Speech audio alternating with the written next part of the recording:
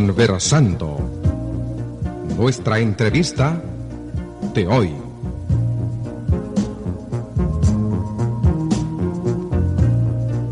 Gracias por continuarse informando con Radio Maya Visión en sus dos frecuencias, 106.9 FM, 1600 AM en la zona oriental de El Salvador. Saludos especiales a nuestros amigos oyentes de las radios Fe y Alegría en el occidente de El Salvador, Radio Farabundo Martí en Chalatenango, Radio Mangle en el departamento de Usulután. Saludos también a toda la gente que nos sigue a través de las redes sociales.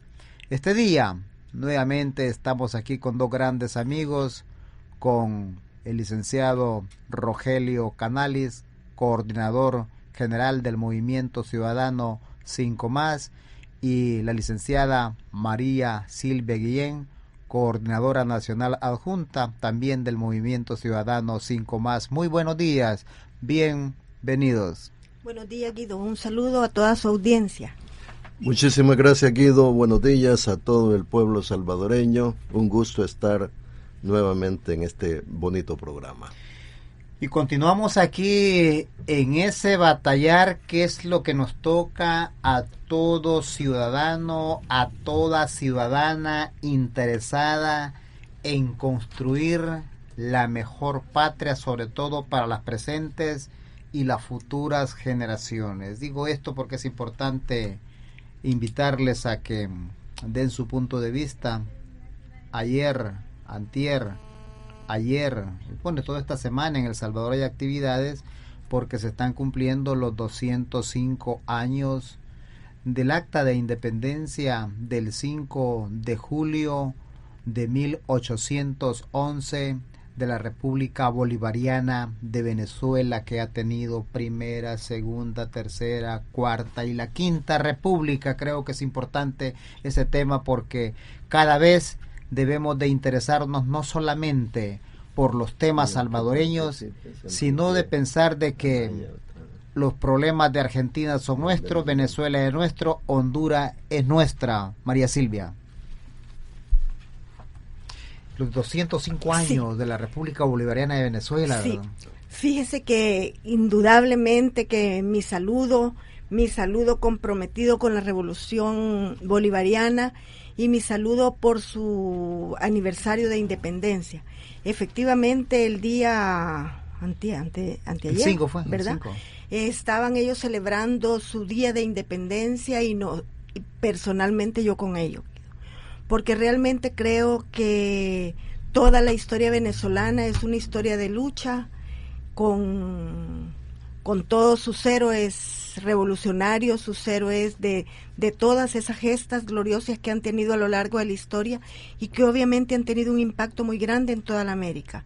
Así como en este momento lo que ocurre en Venezuela, sin duda, que tiene un impacto grande en la vida de toda la región y en el futuro de los pueblos de América Latina. Saludos a todo el pueblo de Venezuela y a su gobierno. Rogelio. Estuvimos celebrando con ellos su 205 aniversario.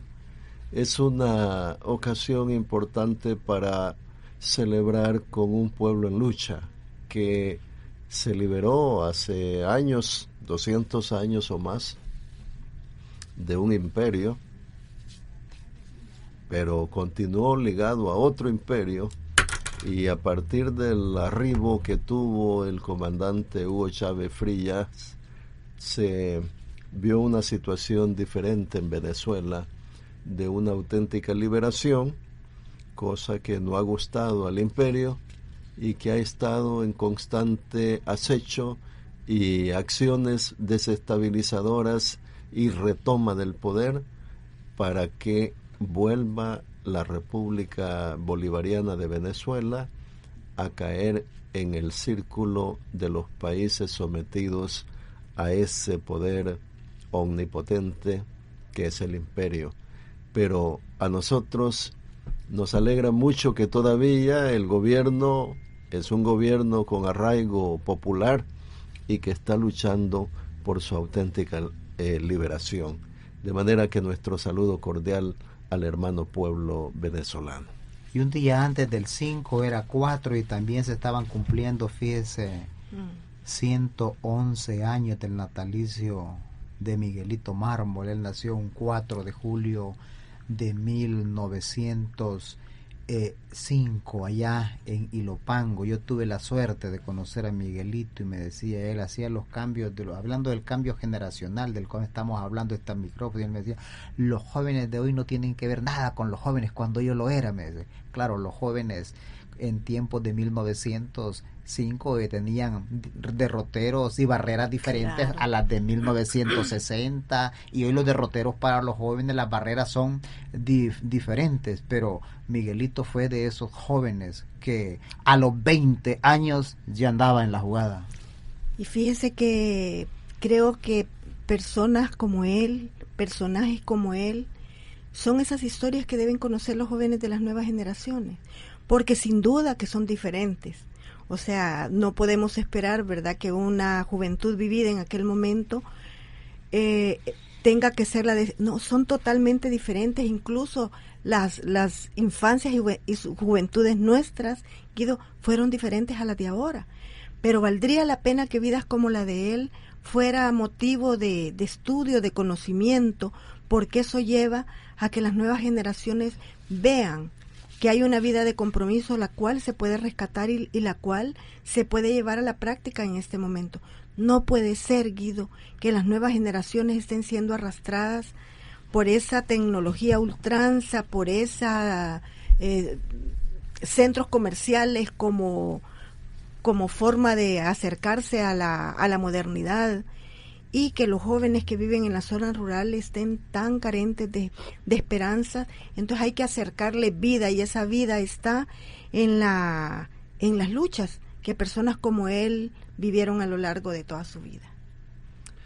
Estuvimos hace 2 noches recordando a don Miguelito Mármol, a quien tuvimos la oportunidad de conocer directamente mediante conferencias que dictaba en la Facultad de Derecho allá en los años 70, y también en los coloquios que hacíamos en los pasillos de la facultad, en donde él nos narraba sus experiencias de vida y sus riesgos que asumió durante toda la existencia de los regímenes dictatoriales, especialmente con la situación del 32 con don Maximiliano Hernández Martínez, que lo llevaron incluso a situaciones de altísimo riesgo en proceso de fusilamiento.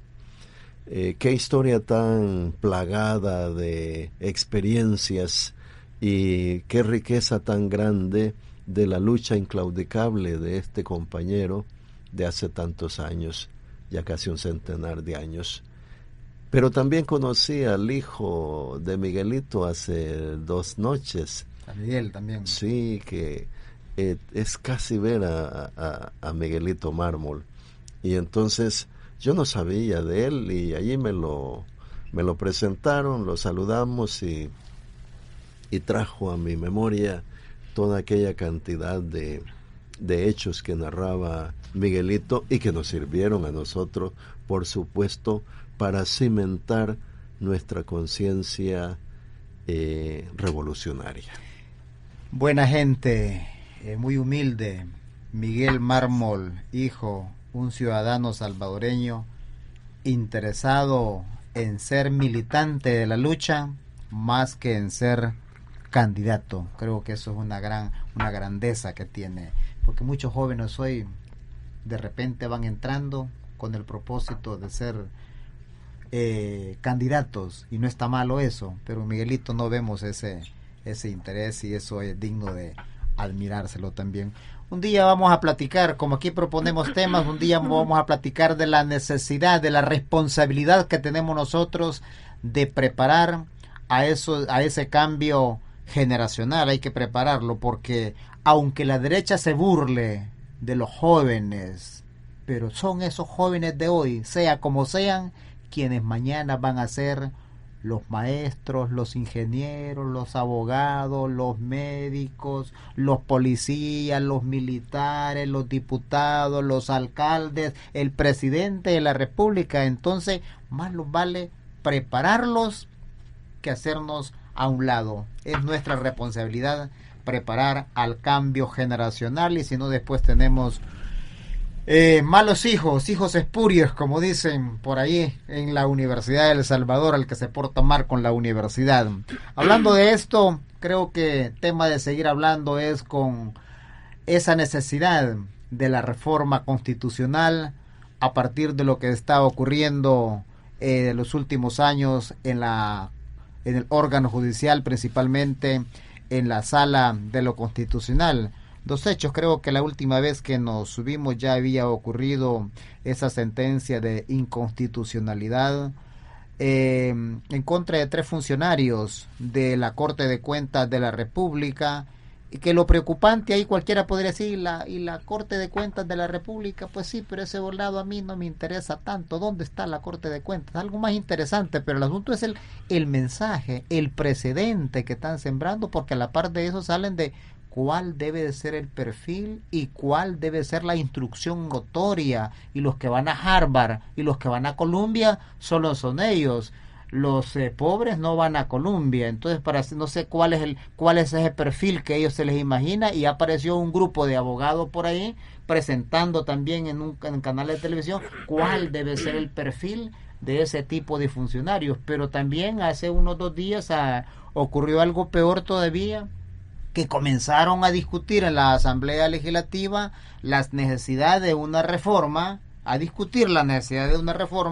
para extender el periodo a 5 años de alcaldes y diputados, y la Sala de lo Constitucional le dice prácticamente a la Asamblea Legislativa: no haga eso. O sea, ni siquiera se ocupe en debatir legislación. Qué terrible, María Silvia. Mire, Guido, yo creo que es momento de recapitulación, que en El Salvador tenemos como norma fundamental la Constitución. Y esa Constitución es lo que siempre hemos dicho, la ley superior, la que está sobre todo el resto de la legislación, la que está sobre la jurisprudencia, sobre los tratados internacionales, sobre la ley secundaria, sobre cualquier norma que usted quiera. Esa Constitución, que en nuestro país es una Constitución escrita, es un documento que contiene una serie de artículos, y que la última fue decretada en 1983. Esa Constitución, sin duda, que no tiene en su texto, no puede prever en su texto toda la realidad de un país, así que esté escrito, delineado toda la realidad del país que va a tener que regular en su momento.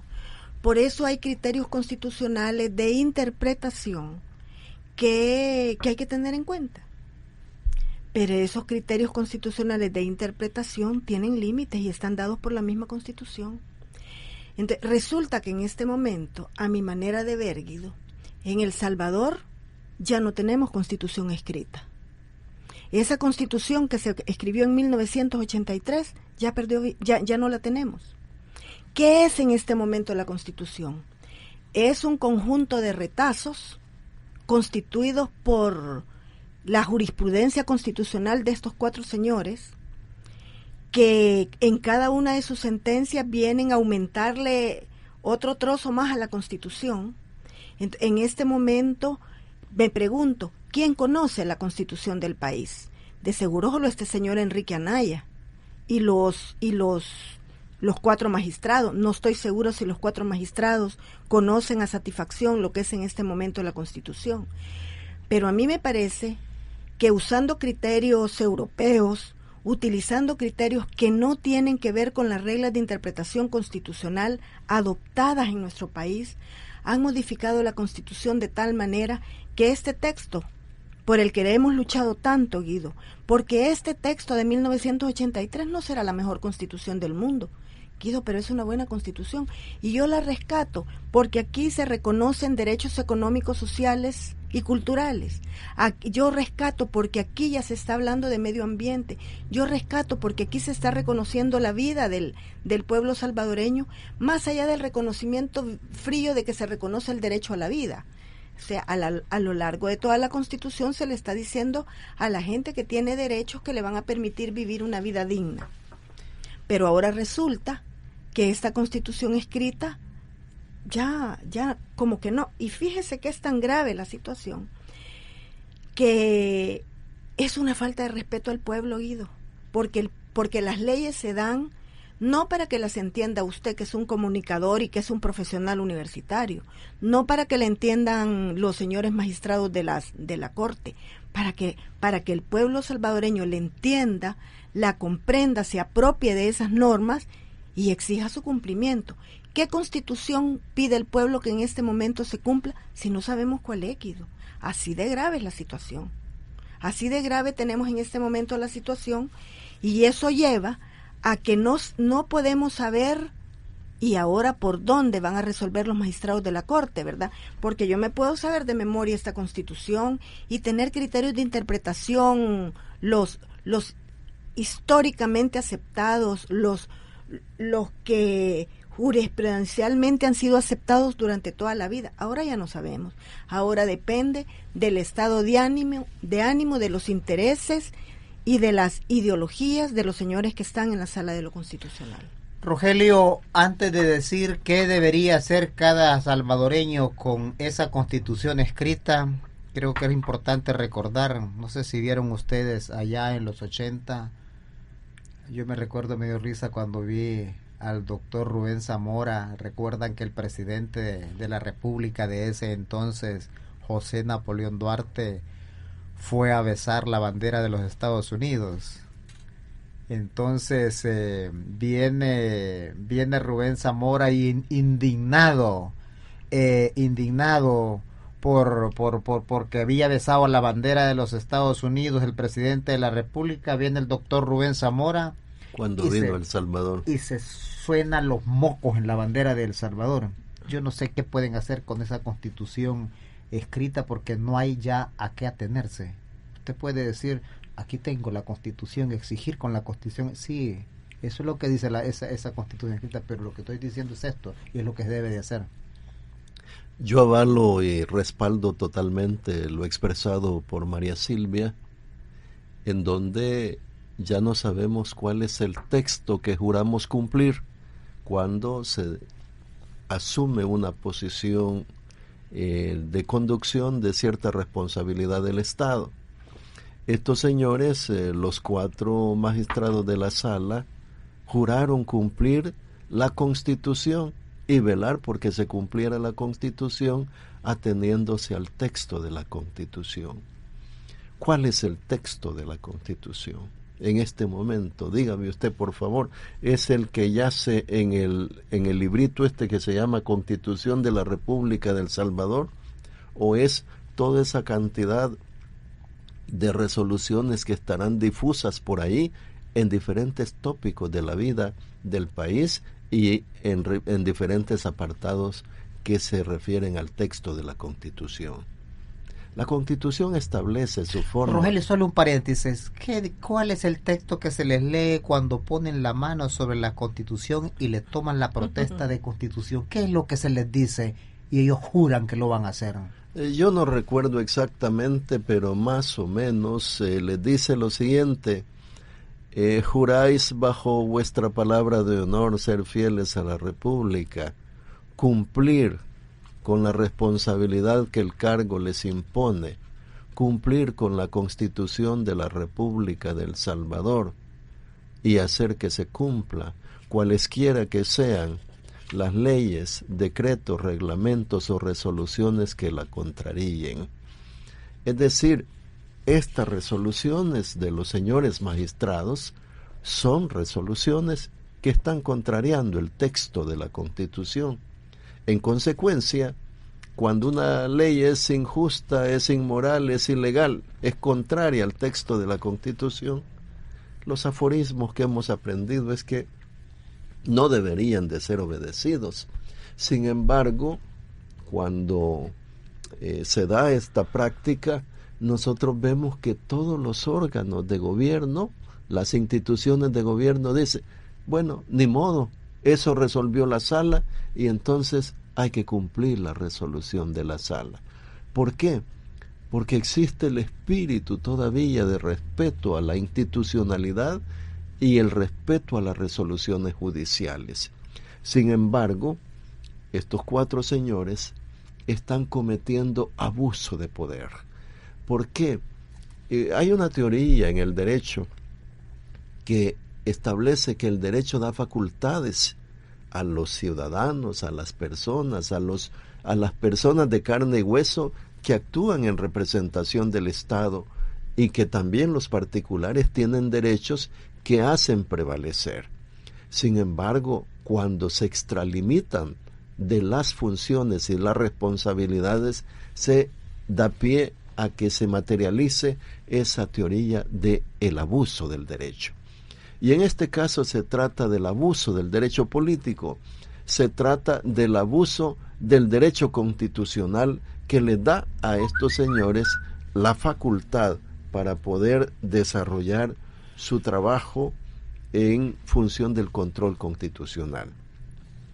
Nos parece de que en el movimiento 5+, hemos analizado en repetidas ocasiones esta situación con nuestros colegas abogados, con los profesionales de distintas disciplinas, y todos estamos claros que aquí hemos llegado a una situación ad límite, en donde los señores ya llegaron a la raya, es decir, aquella situación en donde le marcan el terreno a los diferentes organismos que tienen funcionarios de elección popular.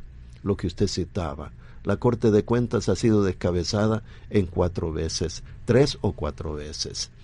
El Tribunal Supremo Electoral, el Consejo Nacional de la Judicatura y la misma Asamblea Legislativa, limitada en el desarrollo de su función constitucional que le asiste, cuál es el de dictar leyes y, entre otras, la de la reforma constitucional.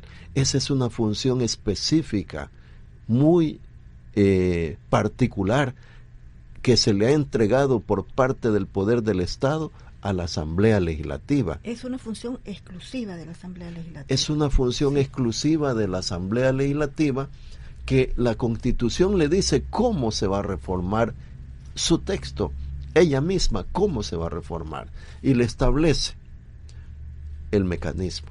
Si usted recuerda, ya que hizo referencia a los años 80, recuerda el proceso que se dio de establecer esta Constitución de la República. Ahí no participaron las fuerzas de izquierda, ahí no participó las fuerzas sociales que estaban en pugna con el Estado, con aquella dictadura militar. Participó desde la democracia cristiana para arriba, en las distintas expresiones de derecha.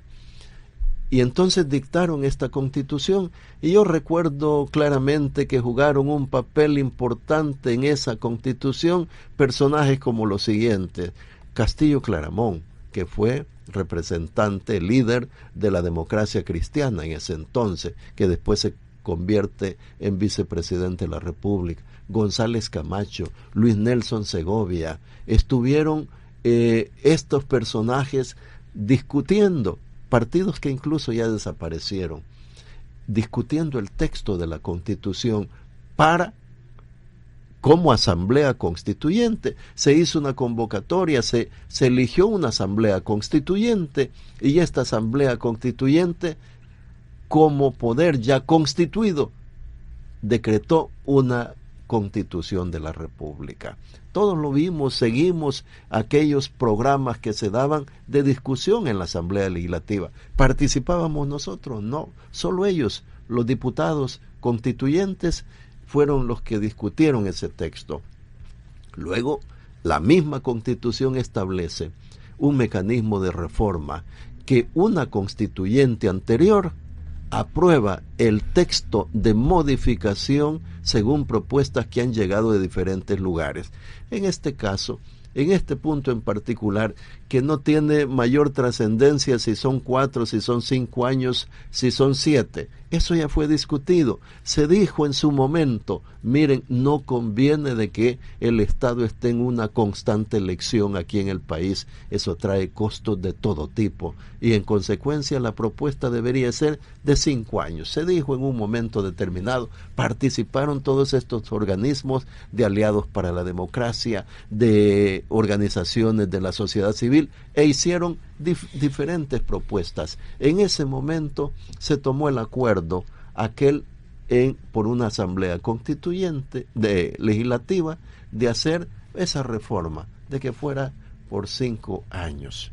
Bueno, ahora se toma el acuerdo en la asamblea para ir a la ratificación, me parece que este día, en donde se iba a ratificar lo que ya se había aprobado en la anterior legislatura.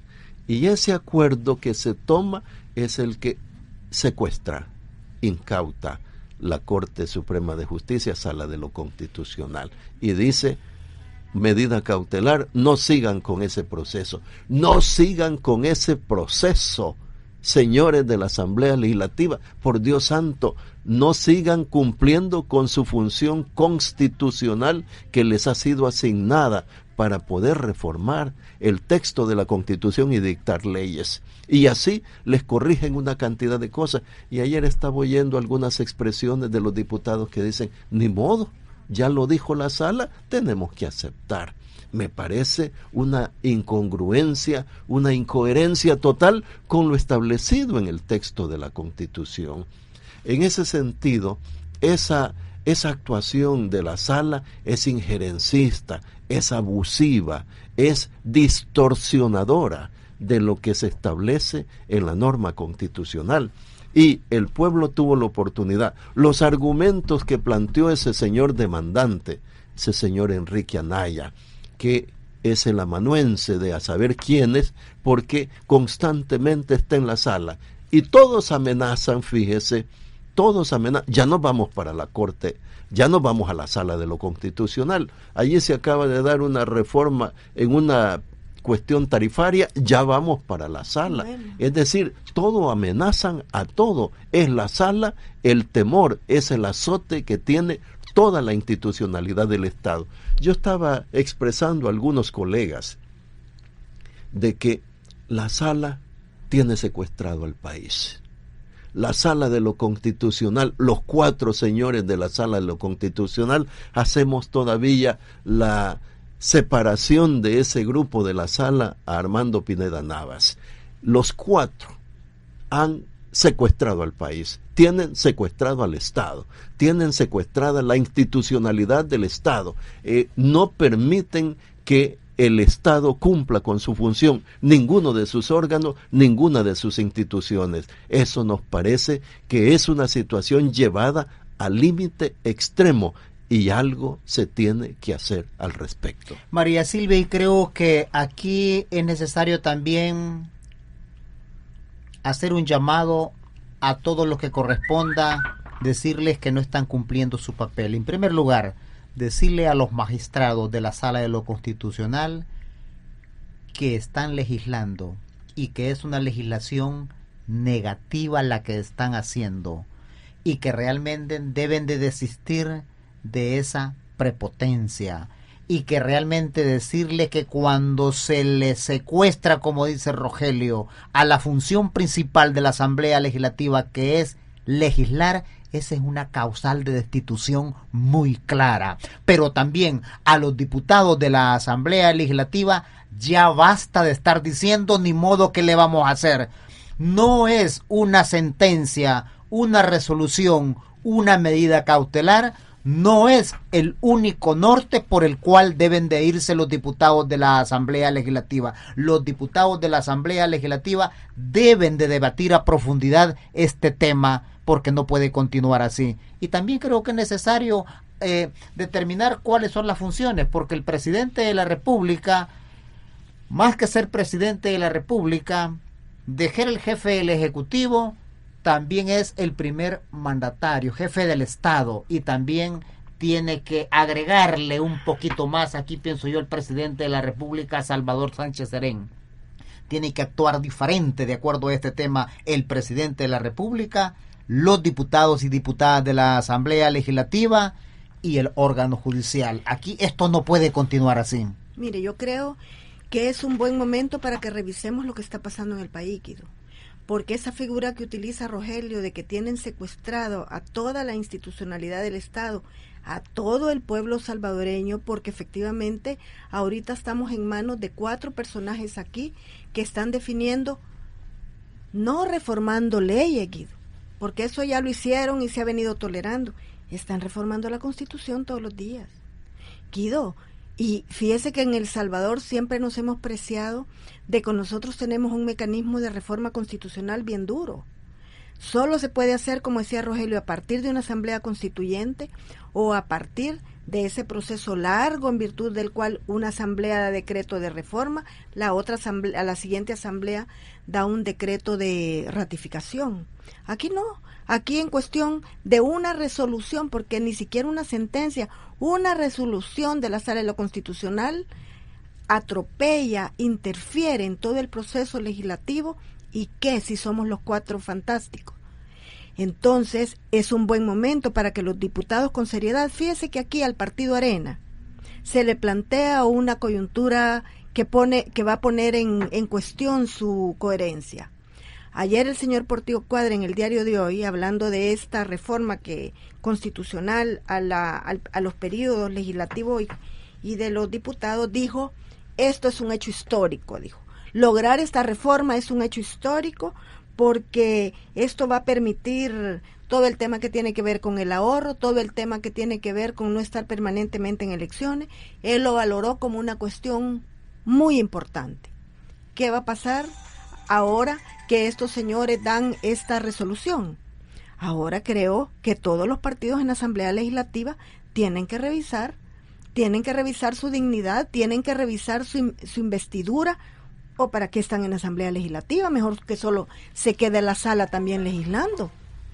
Pero fíjese, Guido, que yo quiero traer a cuenta una cuestión bien delicada que está en la resolución que dieron ayer los diputados de la Asamblea Legislativa. Perdón, los magistrados de la sala. Fíjese que el artículo 86 de la Constitución, que para nosotros los que hemos venido luchando toda la vida por la vigencia del Estado de Derecho, ha sido un pilar.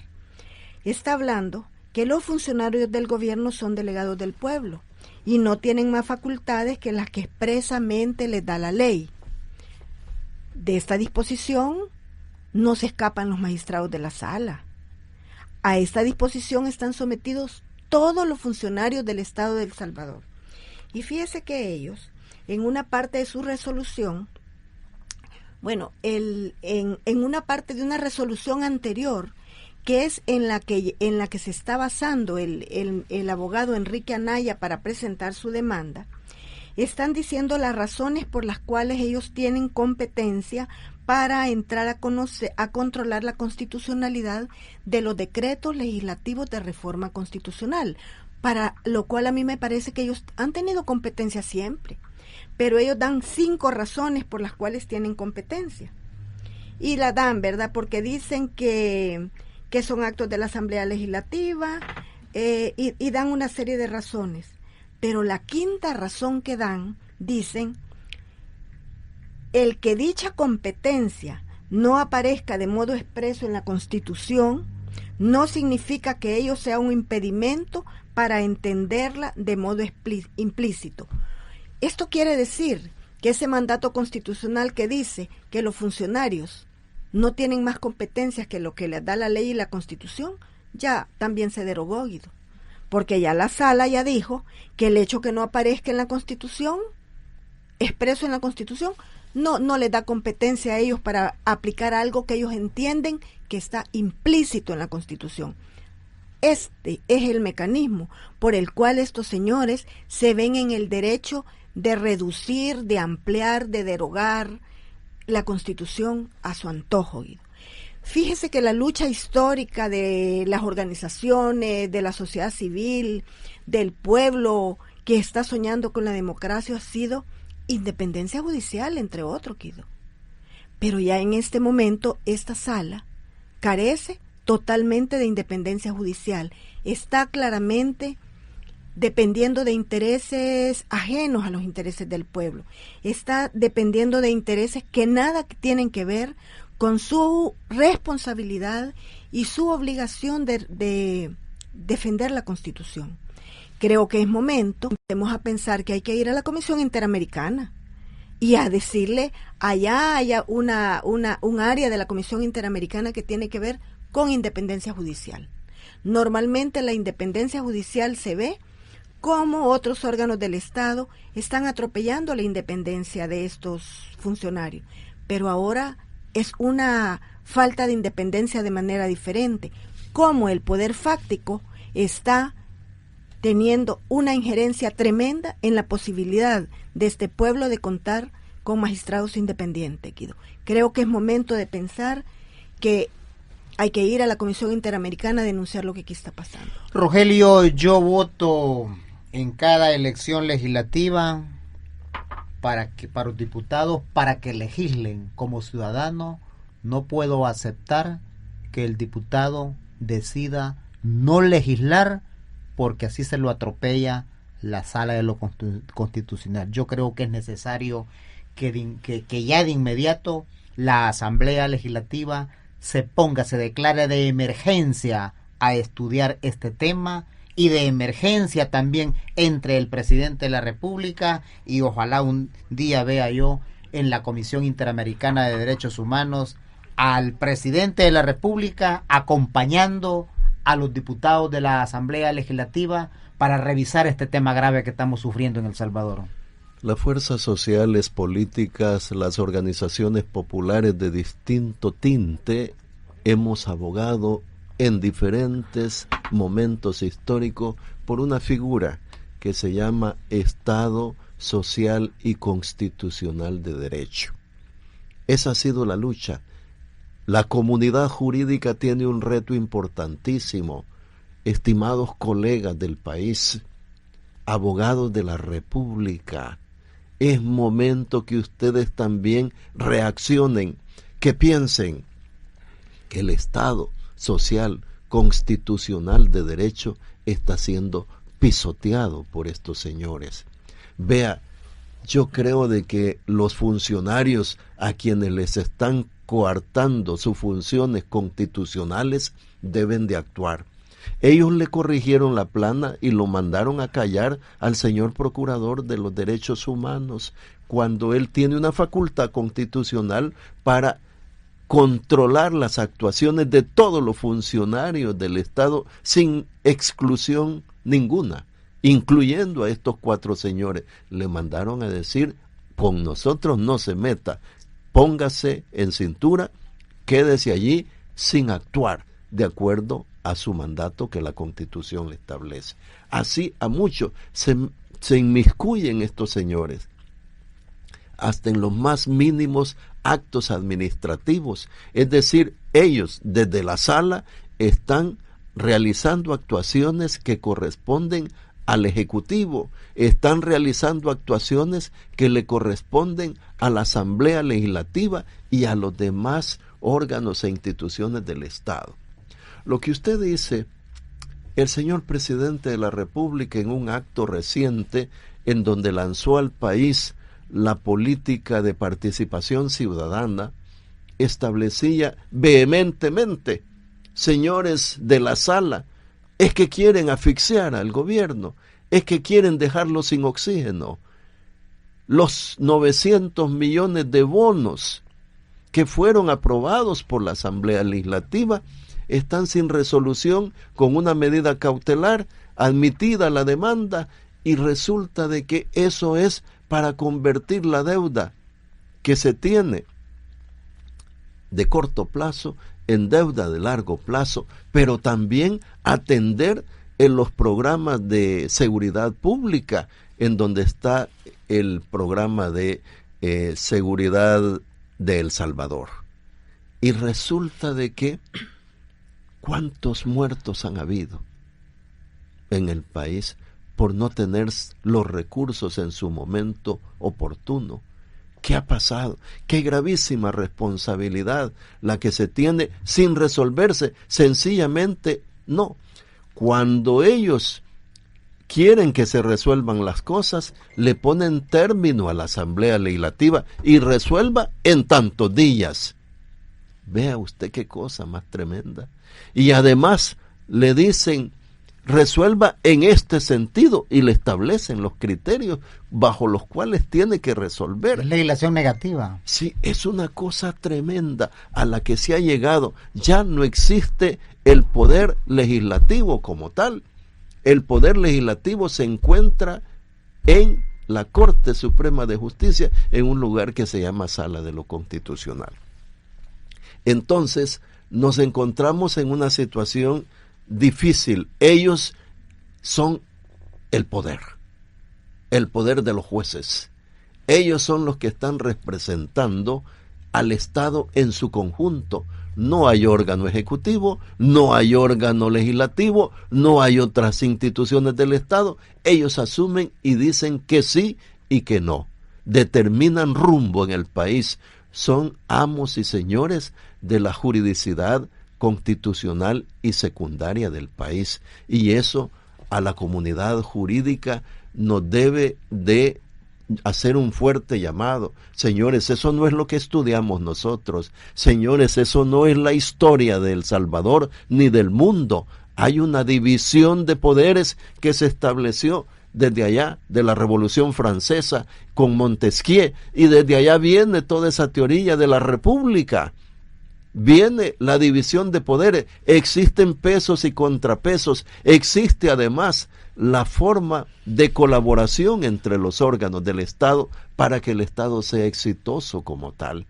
Cada quien haciendo lo que le corresponde en su propio campo, colaborándose a sí mismo, pero aquí es contraponiéndose a los otros órganos del Estado para poder ejercer mi acción incorrectiva del poder con mal proceder. María Silvia, alguien decía en su oportunidad, y tiene razón, cuando de repente se dice las resoluciones de la Sala de lo Constitucional deben cumplirse de alguna manera, es un alto grado de madurez política, pero esto tiene su límite. Esto tiene su límite porque yo pienso que los magistrados de la Sala de Constitucional, su función primordial es garantizar que no se haya atropiado,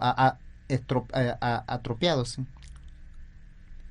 Que no se haya violentado la Constitución de la República, pero no abrogarse atribuciones que no se los da la Constitución. Yo pienso que sí, el momento ha llegado para reaccionar.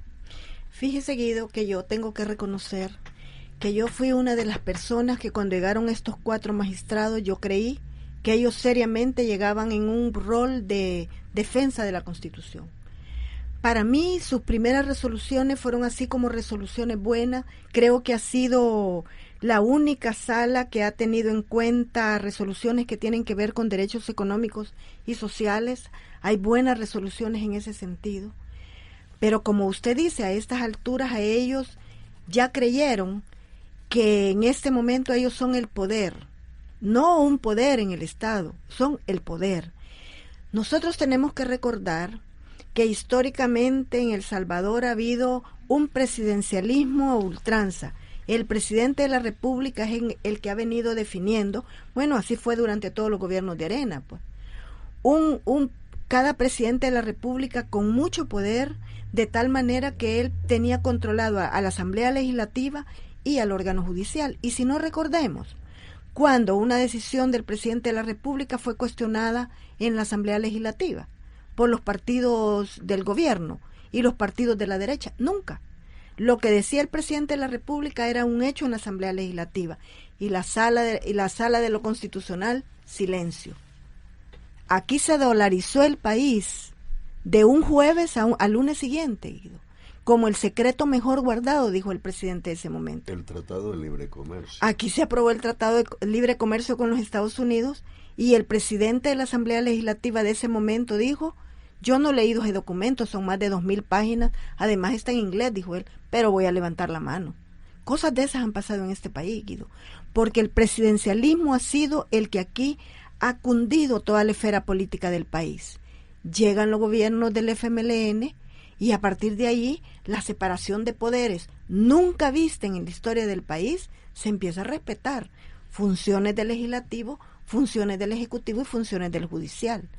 Pero eso hace crecer las nubes que tienen estos cuatro en la cabeza, y ellos, a partir del apoyo que tienen de entidades como FUSADES, fundamentalmente de Aliados para la Democracia, ellos se ven muy fortalecidos en sus actuaciones, y con toda esa aureola de perfección que se creó alrededor de ellos, saben que cualquier cosa que hagan hay una parte de la población que se la va a aplaudir. Claro, esa parte de la población que es dueña de los medios de comunicación, que es dueña de los medios de producción de este país, y que por ende tiene el derecho, y a esto le pongo comillas, tiene el derecho de venir aquí a manejar la constitucionalidad del país a su antojo.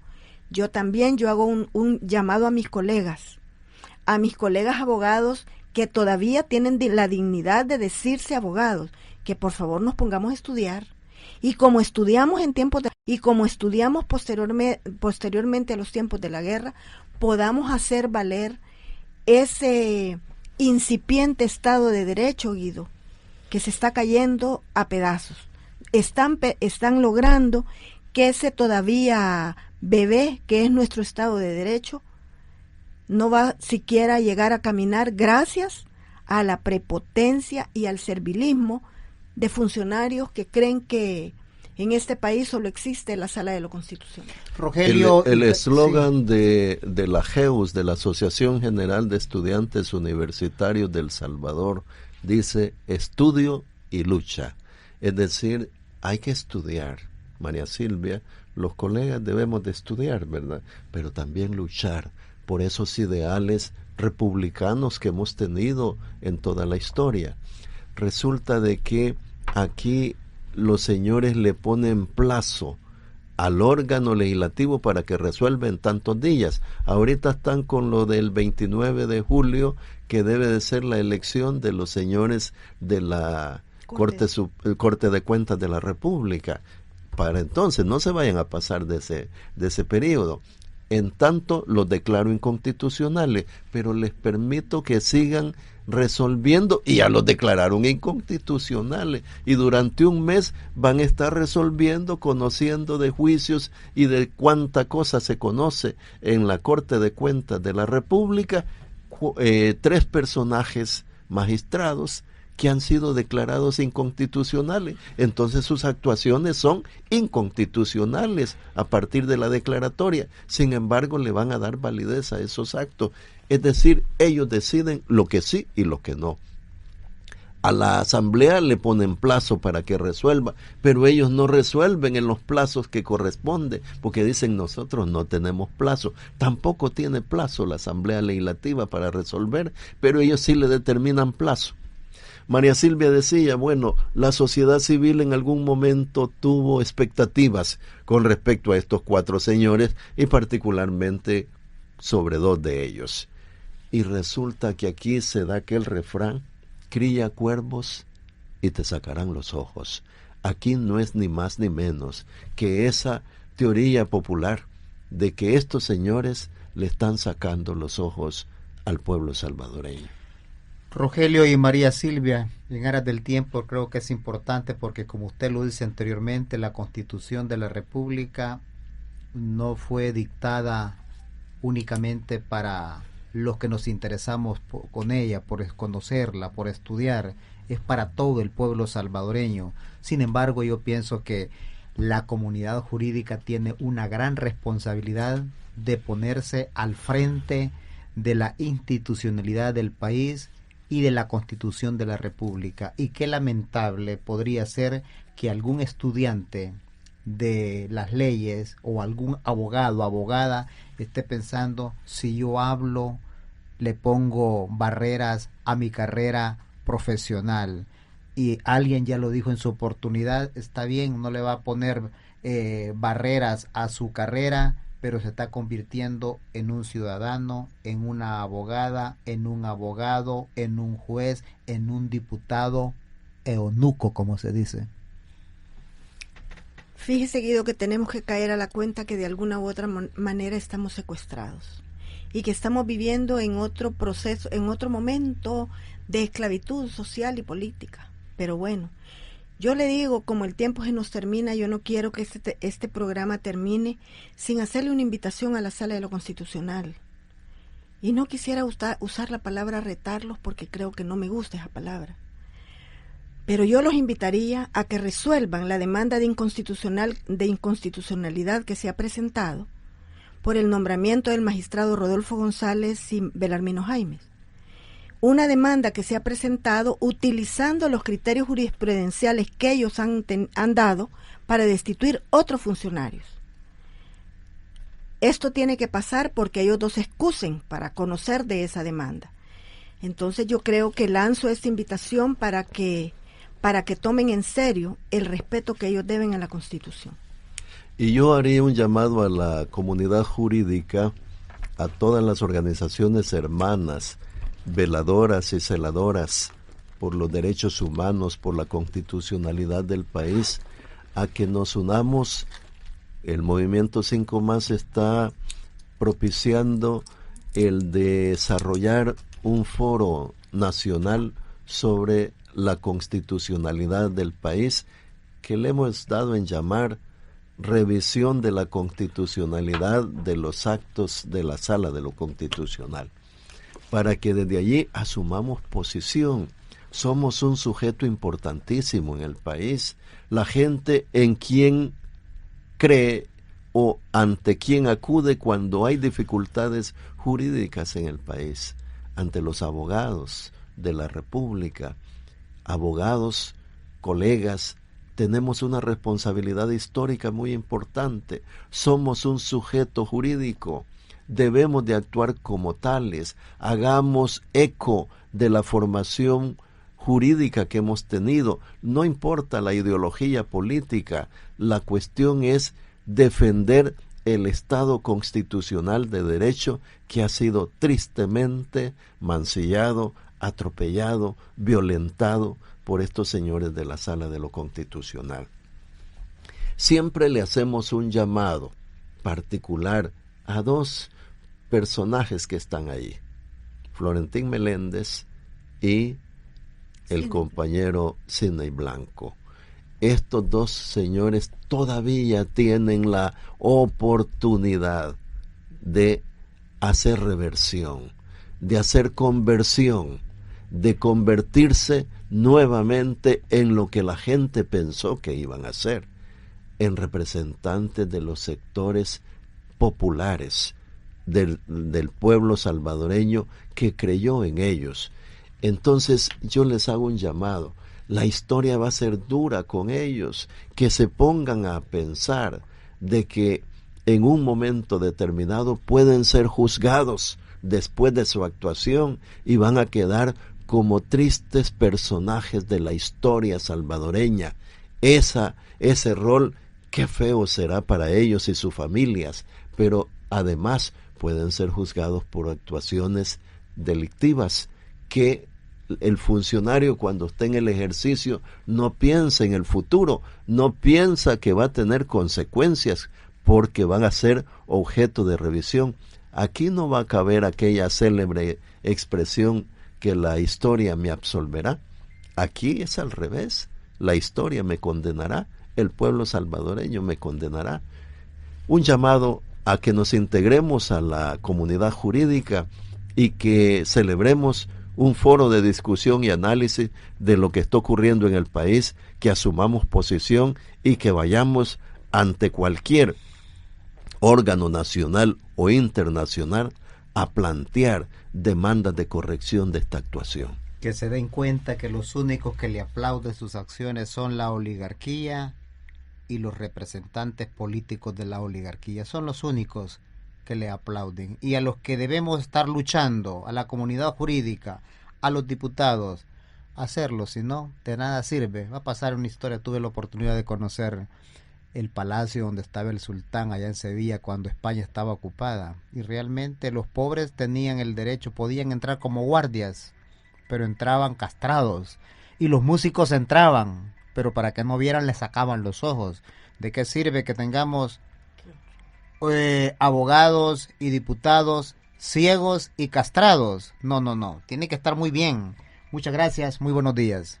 Rogelio. Muchísimas gracias. Un saludo nuevamente del movimiento 5 Más. Muchas gracias, Guía. Sí, dicen que allá.